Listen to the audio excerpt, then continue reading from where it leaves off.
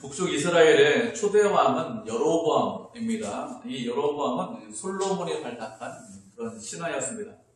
젊은 여로보암이 일을 너무 잘하니까 솔로몬이 그가 일하는 것을 보고 그를 발탁해서 요셉 지파의 감독으로 세웠습니다.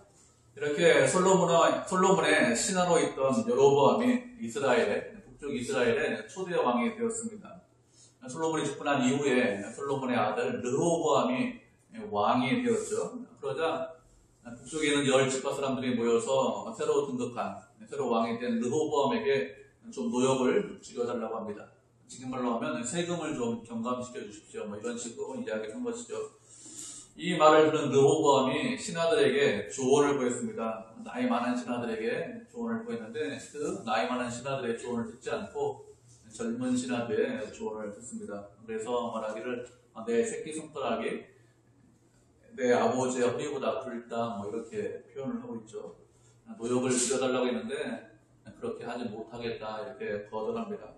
이렇게 되자 북쪽에는 10지파 사람들이 우리는 다윗의 집안과 아무런 연관이 없다, 상관이 없다고 하면서 다른 왕을 세웠는데 그 다른 왕이 여로보암 왕입니다. 초대 왕이죠. 이렇게 여로보암이 이스라엘의 초대 왕이 되어서 나라를 다스렸는데 22년 동안 나라를 다스렸어요. 그리고 그 아들 나답이 나라를 다스렸는데 몇 년 동안 다스렸는가 하면 2년 동안 다스렸습니다. 여로보암이 중근에 그때 왕이 되었죠. 그리고 그 다음에 이렇게 횟수로 2년 동안 다스렸기 때문에 실제로는 한 만 1년이나 1년 좀 길게 넘게 이렇게 다스렸을 것입니다. 여로보암의 아들 나답은 왕이 된 이후에 기쁘돈에서 전쟁을 하고 있었습니다. 기쁘돈은 이전에 이스라엘 백성들이 점령을 하고 있던 그런 성읍이었는데 그런 성읍을 블레셋 사람들이 점령을 해서 요새를 만들었습니다. 이 성읍을 다시 찾기 위해서 이렇게 왕이 나가서 기쁘돈에서 전쟁을 하고 있었는데 이때 바하사가 난을 일으켜가지고 나답을 죽이고 이스라엘의 왕이 되었습니다.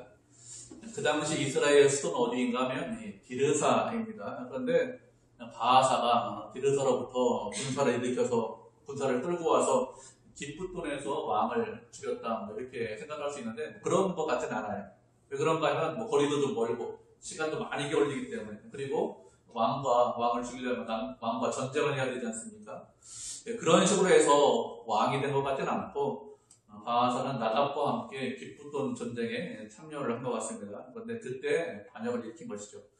반역을 일으키기 전에 사전에 모의를 했을 것입니다. 혼자 반역을 일으키지 못하겠죠. 동지들이 있어야 되니까 사전에 모의하고 비밀리에 모의해서 기회를 보고 있다가 틈을 타서 왕을 죽이고 바하사가 왕이 되었습니다. 이렇게 바하사가 왕이 되어서 한 일이 무엇이냐? 16장 7절을 보면 여로보암의 집과 같이 여호와 보시기에 모든 악을 행했다 이렇게 말씀하고 있습니다. 바하사가 왕이 된 이후에 한 일에 대해서 여로보암의 집과 같이 했다 이렇게 말씀을 하고 있습니다. 여로보암의 집과 같이 했다는 것은 다른 말로 하면 여로보암의 집과 같이 되기를 원했다 이런 뜻입니다. 바하사가 왕이 되어서 통치를 어떻게 하다 보니까 어쩔 수 없이 그냥 여로보암의 길로 가게 되었더라 이런 뜻으로 말씀하는 것이 아닙니다. 바하사는 여로보암의 집과 같이 되기를 간절히 원했습니다. 그래서 여로보암이 하는 그대로 행했다 이런 뜻입니다. 그러면 바하사가 그렇게 여로보암의 집과 같이 되기를 간절히 원했는데 왜 그렇게 간절히 원했을까요? 간절히 원한 이유가 무엇인지 그 이유는 정확하게는 말씀에서 기록을 하고 있지는 않습니다. 그런데 5절을 보면 이렇게 말씀하고 있습니다. 바하사의 남은 사적과 모든 일과 권세는 이스라엘 왕 역대 지략에 기록되어 있다 이렇게 말씀하고 있죠. 보통 다른 왕들은 이렇게 기록되어 있지 않습니다. 왕의 남은 사적과 일은 이스라엘 왕 역대 지략에 기록되어 있다 이렇게 말씀을 하고 있어요. 그런데 바하사의 행적에 관해서 기록할 때는 무슨 단어가 하나 더 붙었냐면 권세라는 단어가 하나 더 붙어 있습니다. 권세라는 단어를 하나 더 붙인 이유가 무엇인가 하면 그가 큰 권세를 가진 왕이었기 때문에 이 말 하나를 성경 기자가 덧붙인 것입니다. 바하사는 왕이 되어서 큰 권세를 가지고 행했던 것입니다. 그런 큰 권세를 가지고 있는 바하사가 원한 일이 무엇이냐? 그가 큰 권세를 가지고 여로보암처럼 되기를 원했습니다. 바하사는 이사갈 지파 사람입니다. 이사갈 지파는 북쪽 이스라엘 지파들 중에서 큰 세력을 가지고 있는 그런 지파가 아닙니다. 별로 영향력이 없는, 별로 그렇게 큰 지파가 아닌 그런 지파 사람이죠. 이에 반해서 여로보암은 어떤 사람이냐? 에브라임 지파 사람입니다. 에브라임 지파는 북쪽 이스라엘을 대표하는 지파가 에브라임 지파죠. 그리고 바하사가 왕이 된 것은 여로보암처럼 백성들이 추대해서, 백성들이 원해서 그래서 왕이 된 사람이 아니죠. 여로보암은 바하사가 왕이 된 것은 여로보암의 아들 나답을 죽이고 반역을 해서 왕이 되었습니다. 그렇기 때문에 바하사에 대해서 이스라엘 백성들이, 북쪽 이스라엘 백성들이 생각할 때 여로보암처럼 생각하지 않는 거예요. 출신 지파도 별것도 아니고, 그리고 반역을 통해서 왕이 되었기 때문에 바하사가 왕이 되었지만, 그렇지만 여로보암처럼 그렇게 생각하지 않았을 것입니다. 그런 바하사가 원한 것이 무엇일까요? 그런 바하사가 원한 것이 여로보암처럼 되기를 원했습니다. 북쪽 이스라엘 지파 사람들에게 인정을 받는, 칭찬을 받는 그런 왕이 되기를 원했겠죠. 그래서 그가 한 일이 무엇일까요? 큰 힘과 큰 권세를 가지고 나라를 통치했는데 여로보암처럼 되기 위해서 나라를 통치했던 것입니다. 이렇게 바하사는 일부러 여로보암의 길로 갔습니다. 그런데 여로보암의 길로 갔다는 것은 다른 말로 하면 잘못된 길로 갔다는 것이죠. 여로보암이 어떤 일을 행했습니까? 그가 단과 베델에 금송아지 우상을 세워두었습니다. 그 금송아지를 우상을 세워두고 금송아지를 섬기는 것이 이스라엘 백성들을 출애굽한 그런 하나님을 섬기는 것이다. 하나님을 섬기는 것이 금송아지를 섬기는 것이다. 이렇게 했습니다. 이렇게 하는 것은 지난 시간에도 살펴보았지 우상을 숭배하는 것이고 악을 행하는 것이라고 했습니다. 이것이 큰 죄가 되는 이유가 무엇이냐? 그것은 혼자만 죄를 짓는 것이 아니기 때문에 그렇다고 했습니다. 여로보암 혼자만 우상 숭배하면 혼자만 죽으면 그만입니다. 그죠? 혼자만 잘못했는데. 그런데 여로보암은 자신만 우상 숭배하고 끝난 게 아니에요. 자신만 우상 숭배하고 끝났으면 크게 문제가 아닌데 백성들도 같이 우상을 숭배하도록 했습니다. 그래서 큰 죄가 되죠. 그래서 하나님의 말씀대로 그 집안이 완전히 몰락했습니다. 그런데 그런 여로보암의 길로 가지 않아도 됩니다. 그리고 자신이 원하면 얼마든지 여로보암의 길로 가지 않을 수 있습니다. 왜 그런가 하면 여로보암의 아들 나답을 죽이고 반역을 해서 왕이 되었기 때문에 그렇습니다. 그가 여로보암과 나답에 속한 모든 사람들, 모든 남자들, 그런 사람들을 다 죽이고 왕이 되었기 때문에 얼마든지 다른 길로 갈 수 있잖아요. 나는 여로보암의 길로 가지 않겠다. 여로보암은 악한 자다. 이렇게 하면서 죽이고, 그리고 나는 이제부터 다윗의 길로 가겠다. 이렇게 하면서 다윗의 길로 얼마든지 갈 수 있습니다. 그런데 바하사는 그렇게 하지 않고 다윗의 길로 간 것이 아니라 여로보암의 길로 갔습니다. 다른 길로 갈 수 있는 그런 기회가 있었죠. 그런 시간이 있었는데 충분히 그럴 수 있는 그런 권세를 가지고 있었는데, 힘을 가지고 있었는데 그렇게 하지 않았습니다. 참 어리석고 미련하게 살았습니다. 우리가 인생을 살아갈 때는 언제나 두 가지 길이 있습니다. 인생길이 사람들을 쳐다보면 여러 길이 있는 것처럼 보이지만 실제로는 그렇게 길이 많지 않고 두 가지 길밖에 없습니다. 예수님께서 두 가지 길밖에 없다 이렇게 우리에게 말씀하셨습니다. 어떤 사람은 좁은 문으로 들어가서 좁은 길로 걸어가는 사람이 있고, 또 다른 사람은 넓은 문으로 들어가서 넓은 길로 가는 사람이 있다. 이렇게 두 가지 길밖에 없다고 말씀하셨습니다. 어떤 사람이 좁은 길로 가면서 동시에 넓은 길로 가는 사람이 있을 수 있느냐? 그런 사람은 없습니다. 인생은 두 길 중에서 한 길을 선택하셔야 돼요. 우리는 어떻게 될까요? 어떤 길을 선택해야 됩니까? 좁은 문으로 들어가서 좁은 길을 선택해서 그 길을 걸으셔야 합니다. 왜 좁은 문으로 들어가서 좁은 길로 걸어야 할까요? 왜 그런지 우리가 말씀을 한 구절 살펴보도록 하겠습니다. 마태복음 7장 13절, 14절 말씀 살펴보도록 하죠.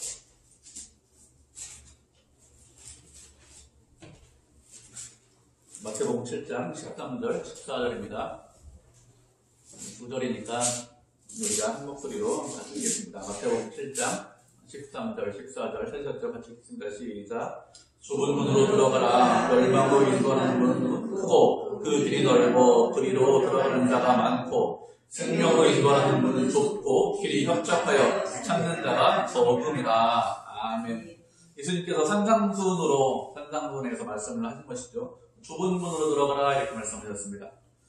좁은 문으로 들어가라고 말씀하신 이유가 무엇이죠? 멸망으로 인도하는 문은 그 문이 크고 그 길이 넓어서 그리로 들어가는 자가 많다 이렇게 말씀하셨습니다. 좁은 문이 아니라 넓은 문에 대해서 무엇이라고 말씀하셨는가 하면 멸망으로 인도하는 문이다 이렇게 말씀하셨습니다. 그런데 그렇게 멸망으로 인도하는 그 넓은 문으로 들어가는 사람들이 많이 있다 이렇게 말씀하셨습니다. 계속해서 사람들이 넓은 문으로 들어가는데 넓은 문으로 들어가는 이유가 무엇일까요? 그런가 하면 그 문이 넓기 때문에 그렇습니다. 많은 사람들이 좁은 문으로 들어가지 않고 넓은 문으로 들어갑니다. 문이 넓고 길이 넓기 때문에 그래서 많은 사람들이 그렇게 넓은 문으로 들어가서 넓은 길을 걷습니다. 그러면서 사람들이 생각하기를 뭐라고 생각하죠? 그래, 이렇게 사는 게 인생이야 이렇게 생각합니다. 그런데 그 문은 어떤 문입니까? 그 문은 멸망으로 인도하는 문이라고 했습니다. 만약에 그 문과 그 길이 멸망으로 인도하는 문이고 멸망으로 인도하는 길이라고 알았다면 그 사람들이 세상에 있는 많은 사람들이 넓은 문으로 들어가서 넓은 길을 걸을까요?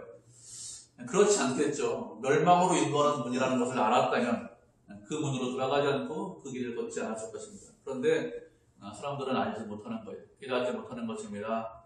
멸망으로 인도하는 문이라는 것을 알지 못하죠. 그래서 그 문으로 들어가서 그 길을 걷습니다. 사람들이 많이 가기 때문에 그래, 이렇게 많은 사람들이 사는데 아무런 문제가 없겠지. 다른 사람들이 그렇게 사니까 나도 그렇게 살아야 돼. 이렇게 사는 것이 인생이야. 인생이 크게 별거 있어. 이렇게 많은 사람들이 사는 길로 사는 거지. 이렇게 생각합니다. 참 어리석고 미련한 생각입니다. 넓은 문이고 넓은 길이지만 멸망으로 인도하는 문이라고 했습니다.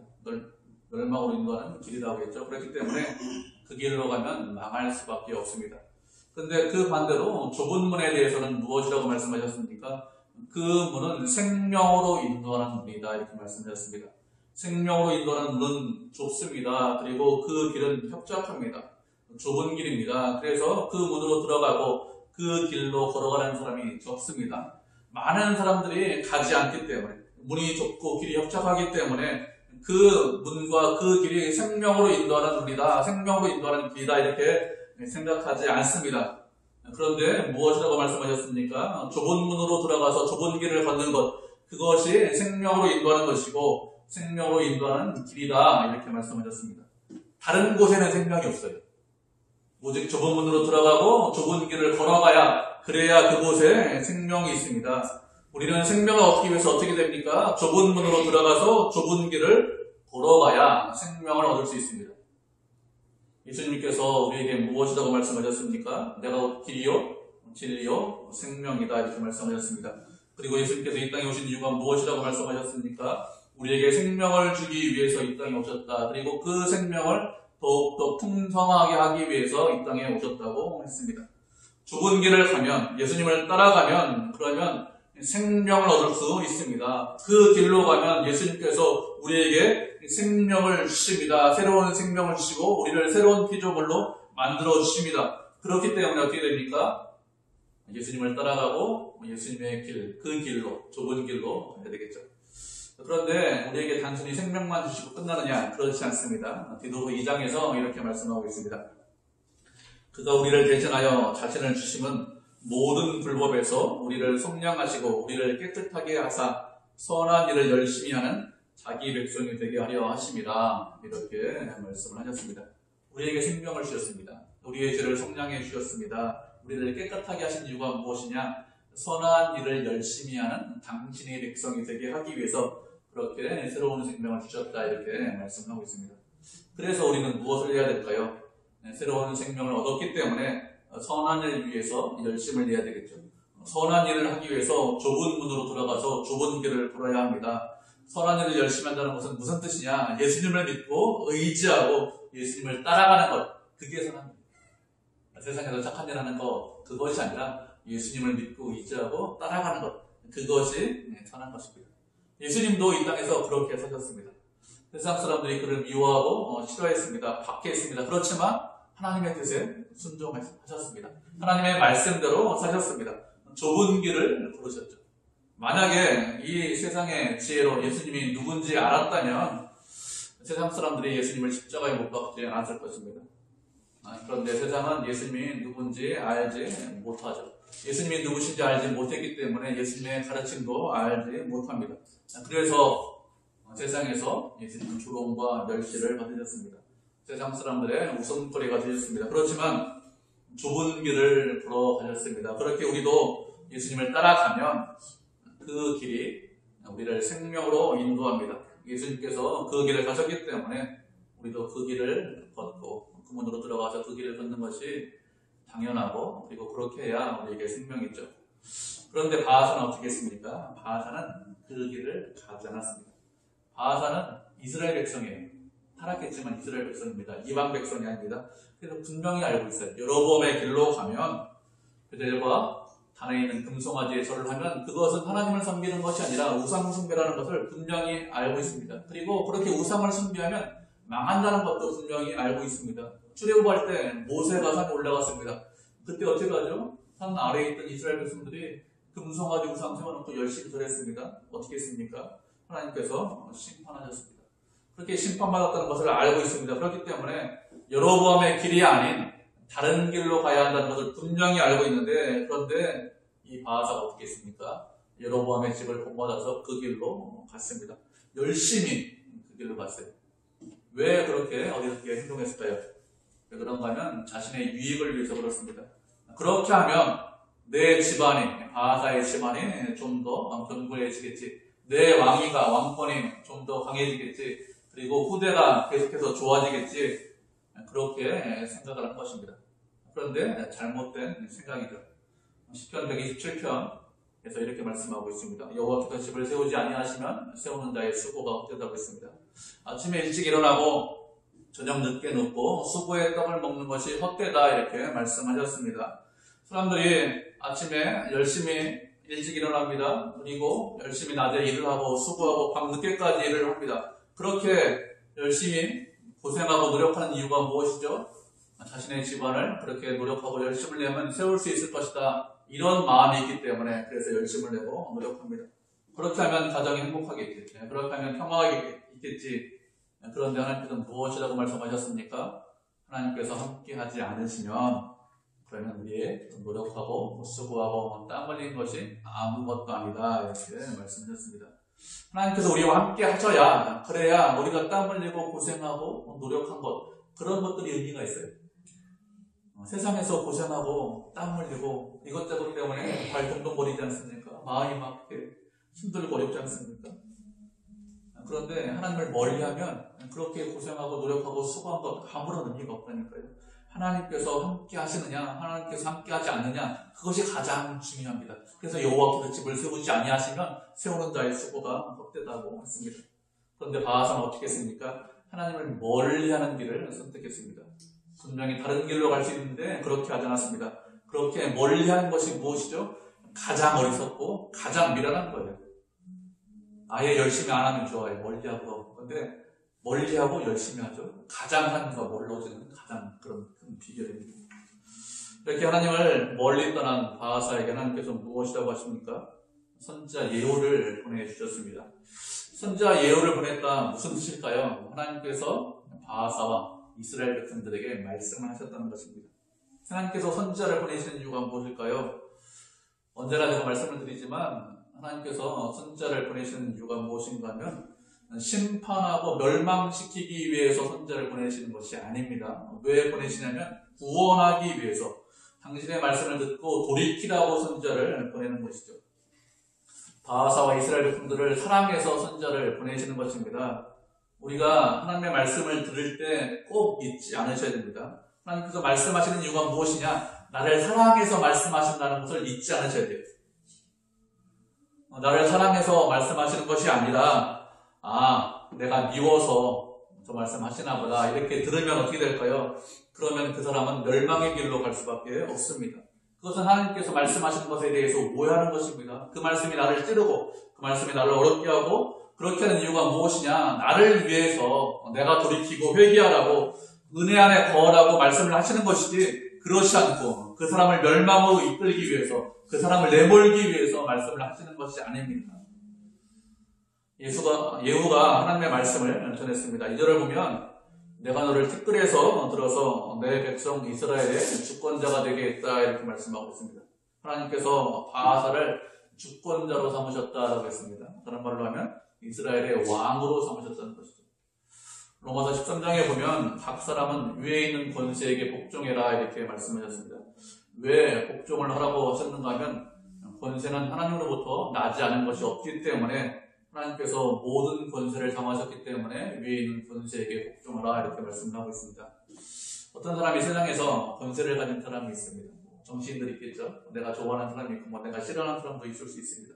악을 행하는 권세자가 있을 수 있습니다. 아니면 선을 행하는 권세자가 있을 수 있습니다. 그 사람이 어떤 권세자이든지 하나님께서 그에게 권세를 주셨습니다. 다른 누가 권세를 주신 것이 아니라 하나님께서 권세를 주셨기 때문에 그에게 복종해라 이렇게 말씀하고 있습니다. 복종하라는 것은 다른 말로 하면 자발적으로 협력을 하라는 것입니다. 억지로 강제로 할 수 없어서 잘못하면 벌 받는다 이런 마음으로 복종하는 것이 그렇게 협력하는 것이 아니라 자발적으로 복종하고 협력해라 이렇게 말씀을 하고 있습니다. 물론 모든 일에 다 그렇게 자발적으로 협력을 해야 된다 이런 뜻은 아닙니다. 권세자들에게 권세를 주신 분은 하나님이시죠. 그렇기 때문에 하나님의 뜻을 더 중요하게 생각하는 것, 하나님의 말씀에 순종하는 것이 가장 우선이고 하나님의 뜻 안에서 권세자들에게 복종을 하라, 순종하라 이런 뜻입니다. 바하사가 왕이 된 것도 하나님께서 허락하셨기 때문에 왕이 된 것이죠.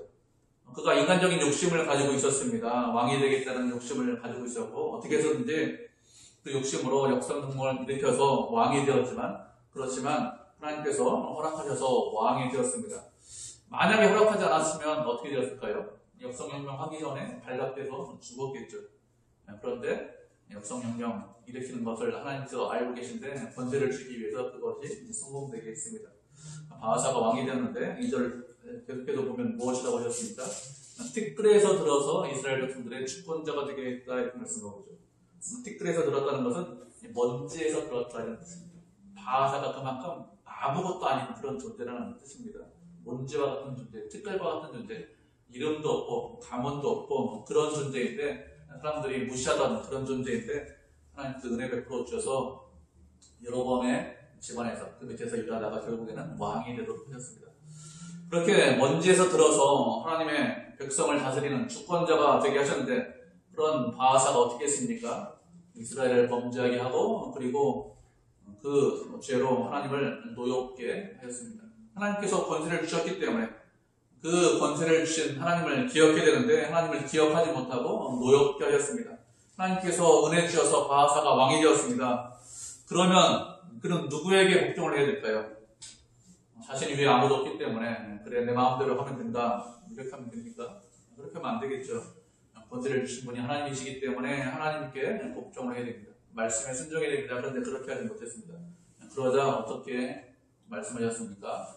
하나님께서 바하사를 심판하시겠다 이렇게 말씀하셨죠. 여로보암의 집같이 되게 하겠다 이렇게 말씀하셨습니다.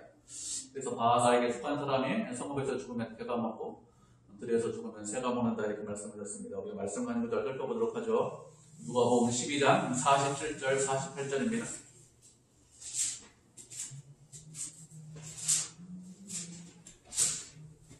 누가복음 12장 47절 48절입니다.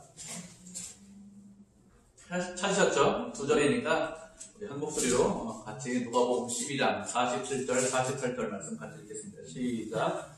주인의 뜻을 알고도 준비하지 아니하고 그 뜻대로 행하지 아니한 종은 많이 맞을 것이요 알지 못하고 맞을 일을 행한 종은 적게 맞으리라. 물은 많이 받은 자에게는 많이 유고할 것이요 많이 맡은 자에게는 많이 달랑할 것이니라. 아멘. 예수님께서 제자들에게 하신 말씀입니다. 주인의 뜻을 알고 있습니다. 그런데 준비하지 않았다고 했습니다. 그 뜻대로 행하지 않은 종, 그 종은 많이 맞는다고 했습니다. 그렇지만 그 반대로 주의 뜻을 알지 못하고 주인의 뜻을 알지 못하고 행한 종은 그래도 적게 맞는다고 했습니다. 그리고 무엇이라고 말씀했습니까? 많이 받은 자에게 많은 것을 요구할 것이고 많이 맡은 자에게 많은 것을 달라고 할 것이다 이렇게 말씀하셨습니다. 하나님께서 사람들에게 많은 것을 맡기셨습니다. 그러면 어떻게 하실까요? 많은 것을 맡았기 때문에 많은 것들을 요구하십니다. 많은 것을 맡았기 때문에 많은 일을 하라 이렇게 우리에게 말씀하십니다. 하나님께서 바하사를 티끌에서 들어서 먼지에서 들어서 왕이 되게 하셨습니다. 많은 것들을 주셨어요. 아무나 왕이 될 수 있는 거 아니지 않습니까? 많은 것들을 주셨으니까 어떻게 할까요? 많은 것들을 요구하셨습니다. 바하사를 통해서 여로보암의 집을 완전히 멸하신 이유가 무엇일까요? 이스라엘 백성들이 그 길로 가지 않게 하기 위해서 그렇게 하신 것입니다. 죄와 악의 길로 가지 않고 우상을 숭배하지 않게 하기 위해서 그래서 바하사를 들어서 쓰신 것입니다. 그렇게 아무것도 아닌 사람을 들어서 왕이 되게 하셨습니다. 그런데 바하사는 많이 맡았음에도 많이 주셨음에도 그럼에도 불구하고 그렇게 하지 못했습니다. 오히려 하기를 여로보암의 집처럼 되기를 간절히 원하고 여로보암의 길로 갔다고 했습니다. 하나님을 노엽겠습니다. 하나님께서 어떻게 하실까요? 당연히 심판하십니다. 당연히 하나님께서 그들을 멸하신다고 했습니다. 많이 맡았고 많이 주셨는데 그렇게 많이 준 만큼 행하지 못했기 때문에 그렇게 되었죠. 바하사는 24년 동안 왕으로 있었습니다. 북쪽 이스라엘 왕 중에서 그래도 긴 기간 동안 왕으로 있던 사람들입니다. 여러 명의 왕이 있었는데 대부분 짧고 이렇게 긴 기간 동안 왕으로 있던 사람이 몇 되지 않습니다. 그렇게 긴 기간 동안 왕으로 있으면서 하나님의 뜻대로 행하지 못했습니다. 큰 권세를 가지고 있었는데도 하나님의 뜻대로 행하지 못했죠. 하나님의 노를 바라는 그런 왕이 되었습니다. 어리석게 여로보암의 길로 갔죠. 이렇게 여로보암의 길로 간 바하사가 죽고 그 아들 엘라가 이스라엘의 왕이 되었습니다. 엘라가 이스라엘의 왕이 되었는데 그때 남유다의 왕이 누구냐? 아직까지 아사가 계속해서 왕입니다. 아사가 남유다의 왕인데 아사 26년에 엘라가 북쪽 이스라엘의 왕이 되었다고 했습니다. 엘라가 북쪽 이스라엘의 왕이 되어서 몇 년 동안 나라를 다스렸는가 하면 2년 동안 나라를 다스렸습니다. 2년 동안 나라를 다스리면서 한 일이 무엇일까요? 9절을 보면 16장 9절을 보면 무엇이라고 했습니까? 엘라가 기르사에 있어 왕궁 맡은 자 아르사의 집에서 마시고 취했다 이렇게 말씀하고 있습니다. 엘라가 마시고 취할 때 그 신하 시므리가 모반을 냈습니다.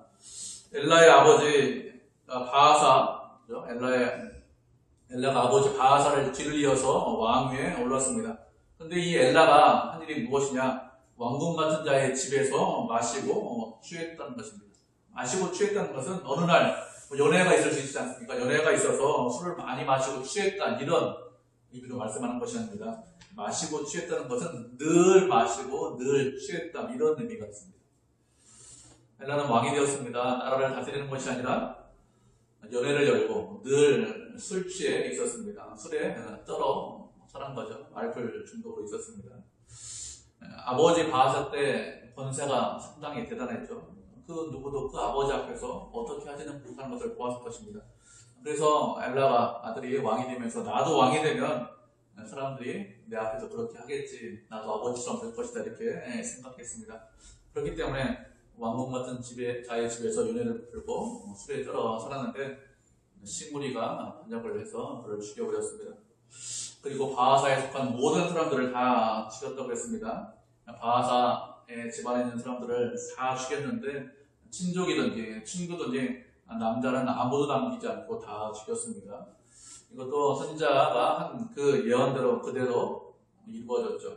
선지자가 예언하기를 바하사의 집안 사람들이 여로보암의 집안 사람들처럼 될 것이다 이렇게 했습니다.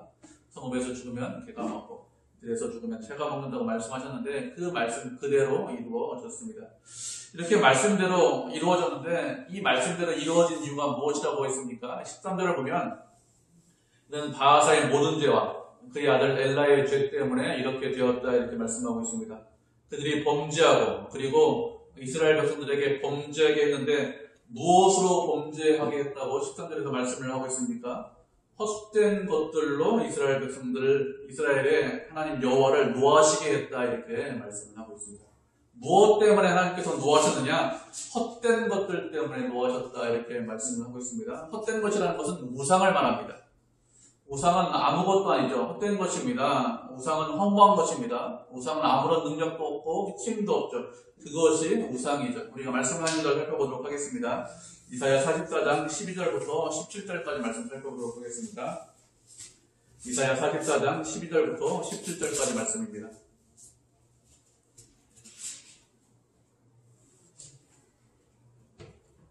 좀 기니까 우리가 한 절씩 교독하도록 하겠습니다. 이사야 44장 12절부터 17절까지입니다. 저희가 시편자만 전도 이사야 이렇게 되는 거죠. 이사야 44장 12절 먼저 읽도록 하겠습니다.